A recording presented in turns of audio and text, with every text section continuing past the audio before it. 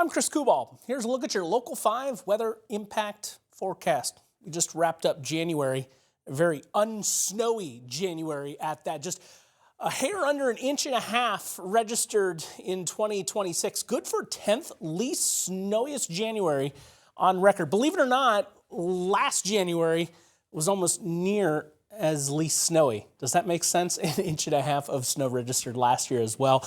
Then we're at the tops of the list in 2024. Feast or famine, the last 3 Januaries. Now on the season, we're still pretty close to what's normal up to this date.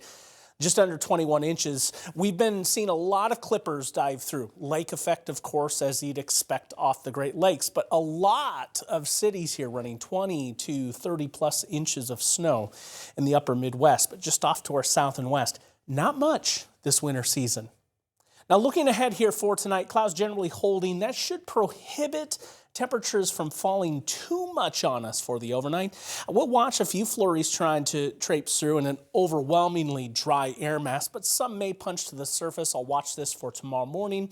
Looks like especially areas west of I-35. Otherwise, mainly cloudy skies with a few peaks of sunshine, especially further east across the state. Temperatures still muted with the gray in play as we extend into Wednesday. Still another flurry may be possible here, but we're not expecting a huge jump up in temperatures just yet. That does loom though for later into the week. 22 degrees tonight for our overnight low, and then 29 on your Tuesday. The breeze out of the north at 5 to 15 miles per hour. This is likely going to be the coolest day that we experience going forward. Temperatures on the rise, and by Thursday we see a huge surge in the readings. Temperatures into the 40s, if not the 50s in parts of southwestern Iowa, getting very, very close to those marks as we take a look at the high temperatures across the state.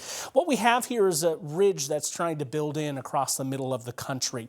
Now, it will squeak in here, but ultimately a little bit weaker than previously advertised. And that should keep those temperatures from climbing too hard, too high on us as we move into next week. In fact, as we move to the end of next week, signal of a pattern shift, a next trough building in, likely a large storm system in this window, but we'll lead into it awfully warm. So we'll be on the rainier side of the card on this one. Looking at those temperatures through the weekend, holding the 40s, but the warmest will be Thursday.